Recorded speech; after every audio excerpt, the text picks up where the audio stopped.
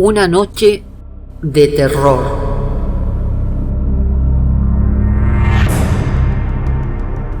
El tercer pasajero.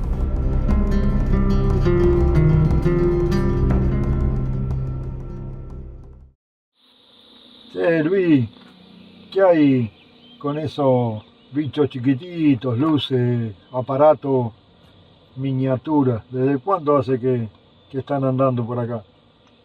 Mirá, vos sabés que eso en investigación se le llaman sondas o exploradores, porque no son el típico plato, la nave grande de 6, 8, 15, 20 metros.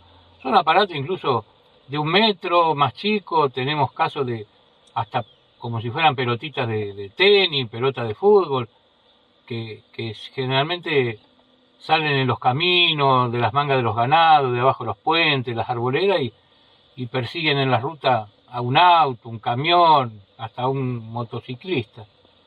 Pero vos sabés que el primer caso que yo tengo de un aparato de estos chiquitos, que a mí me llamó muchísimo la atención, me lo contó un señor ya grande, que se llama o se llamaba, creo que por el tiempo transcurrido que me lo contó, tiene que haber fallecido, Daniel Disco. Él vivía en un pueblito llamado Villa Sena, del departamento de Rivadavia, está en la frontera entre la provincia de Buenos Aires y La Pampa.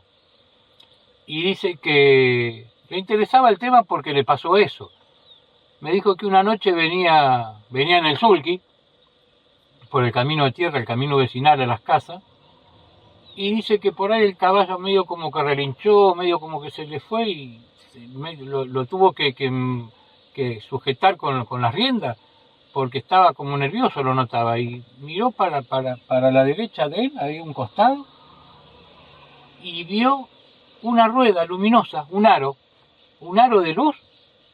No era un objeto completo, era un aro luminoso como si fuera una rueda de bicicleta un poquito más grande, que iba a la par del sulky, a un costado ahí a 3, 4 metros de él. Y ahí se dio cuenta por lo del caballo. Y dice que él se quedó, dijo, ¿qué es esto? Pensó en la luz mala, cualquier cosa en esa época. Vos imaginate que te estoy hablando del año 39. Y dice que siguió, y cuando faltaba un par de kilómetros para llegar tenía que doblar y hacer otro camino vecinal para llegar a la casa de él. Así como apareció, que se dio cuenta seguramente primero el caballo, desapareció. Él iba mirando el camino y su así ya no estaba más. Como que se apagó o se fue, y si se fue no se dio cuenta.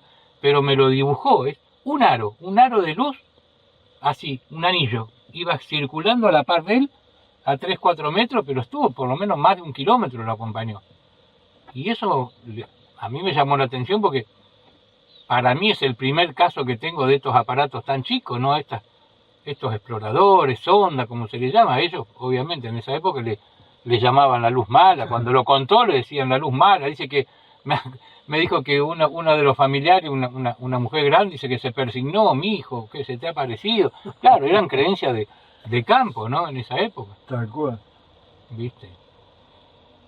¿Por qué me decís eso?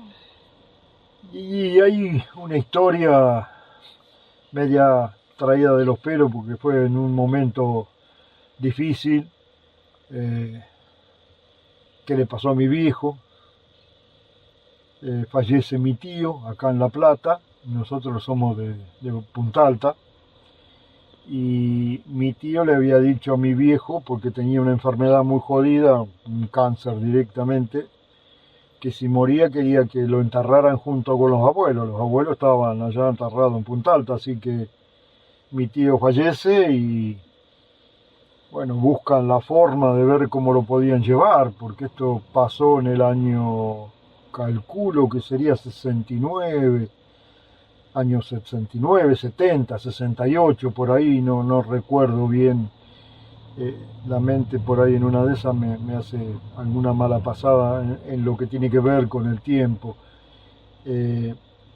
No era tan fácil trasladar un cadáver, así que después de hablar con los tíos, allá en Punta Alta y bueno, ponerse un poco de acuerdo con lo que iban a hacer y demás, mi viejo contrata una ambulancia particular acá en La Plata, un auto en esa época capaz que tenía 10 años, porque calculo yo una especie de, era una ambulancia tipo Impala o Velar, un Chevrolet viejo de esos medio cerrados que venían antes, eran familiares, pero bueno, lo usaban justamente como carroza fúnebre y como demás, porque como tenía todo cerrado atrás, pero esta era una ambulancia, que fueron los únicos que se animaron a hacer el trayecto, ¿no? Y el trayecto era ir desde La Plata hasta Punta Alta, por la ruta 3. Salir de acá por la 215, agarrar la 3 en Monte y de ahí meterle pata hasta Punta Alta. La ruta 3 en ese momento todavía pasaba por Punta Alta, había que pasar por Punta Alta para ir hasta Bahía Blanca. Así que era todo ruta 3 hasta casa, hasta la casa de los viejos, digamos. Y bueno, eran como las 8, 9 más o menos cuando salen de acá, medio oscurito, y salen con el auto. Había mucha neblina en el camino, y cuando están llegando a la Barría, al sur de la Barría, por ahí en esa zona, la noche ya era bastante cerrada y había neblina, en lugares había neblina, en otros no. Mi viejo ve una claridad, algo así, al costado izquierdo, él iba sentado al lado derecho, mi tío iba sentado atrás como otro pasajero, por las dudas si la policía los veía, porque no se podía hacer eso, era totalmente... O sea que el muerto iba sentado atrás. Iba sentado atrás.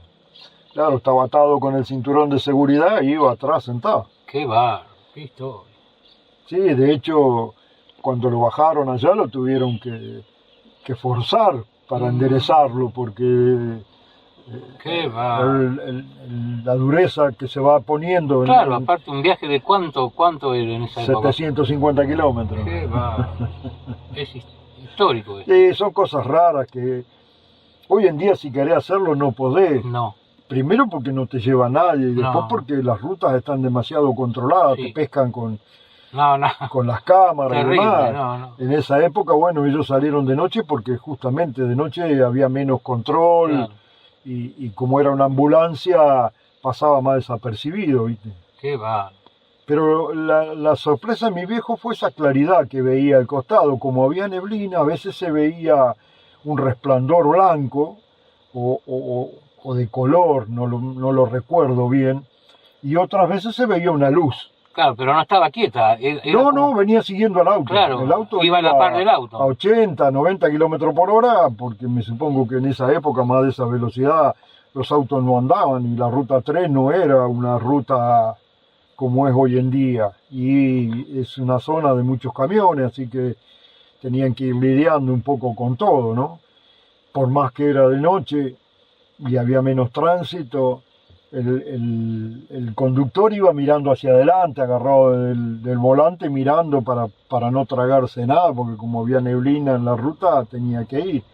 Entonces mi viejo, después de un rato de ver esa luz ahí al costado, le dice al chofer: che, ¿qué pasa con eso que está ahí al costado? ¿Qué hay, una luz? ¿Qué? Algo que nos viene siguiendo. Pero el que iba manejando mira hacia un costado, ve y dice: es una luz que está del otro lado del alambrado, y ahí no hay calle, le dice, eso es campo, ¿cómo va a ser una luz que nos sigue? Y lo siguió durante muchos kilómetros. Mirá ahí. vos. Y en esa época era muy raro todo eso, así que el cagazo que llevaban los dos que iban ahí entre mi viejo y el que manejaba, medio como que por ahí aceleraba o aflojaba y volvía a acelerar, y la luz se le acercaba, se le venía más cerca, se le iba un poco más lejos. Una historia bastante complicada. Mi viejo se animó a contar eso después de un par de años en una reunión que estábamos en casa y con toda la familia. Pero Juan, tu viejo más o menos estaba inquieto por lo que veía, pero el que iba atrás era el hermano. Imagínate el ambulanciero, con esa luz ahí y el muerto sentado atrás. Sí, ni hablar. Para hacer una película. No, hubiera sido terrible. Hubiera sido genial haber estado ahí y haberlo filmado hoy en día con los celulares y demás. Una noche de terror. Sí, tal cual. Tal cual. Pero mirá vos, ¿en qué circunstancias, no? Porque por ahí estas luces, así como vos decís, se le han aparecido a mucha gente. Incluso se le han puesto adelante, arriba, al costado, ¿viste? Hay casos muy, muy emblemáticos de estos seguimientos de estas luces pequeñas. Pero esto ya sale del patrón común de los relatos, ¿viste? Terrible, terrible. Está. De hecho, mi viejo al principio no se animaba a contarlo, por eso capaz que pasaron un par de años.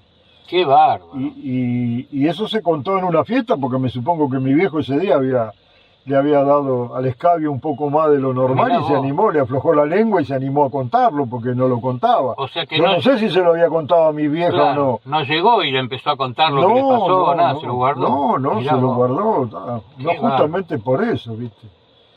Medio complicado el asunto. Bueno, mirá vos, otra historia más para sumar a la casuística, porque esto sale ya fuera del patrón común por la circunstancia que se da, pero ya te digo, no es una cosa común que ocurre todos los días, pero dentro de tantos casos que hay, que tenemos almacenados, esto forma parte también, estos aparatitos, sondas o exploradores, como se les llama, que hacen cabriolas y generalmente siguen a los automovilistas en la ruta. Y tenemos casos en todas las provincias tenemos este tipo de seguimiento. Así que bueno. De hecho, mi viejo lo cuenta como algo muy raro, muy extraño, ¿seguro? Como algo que no es de verse normalmente. Mi viejo era un tipo de campo, porque nació en el campo, y sintió hablar de la luz mala, debe haberla visto cuando era pibe, porque ellos vivían en el campo con mis abuelos. Así que esto era algo muy raro, muy nuevo, ni hablar de ovni en esa época. No. Creo que yo, capaz que por ahí en una de esas, con mis 18, 19 años, había escuchado hablar de ovni, pero ellos no estaban para nada al tanto de estas cosas.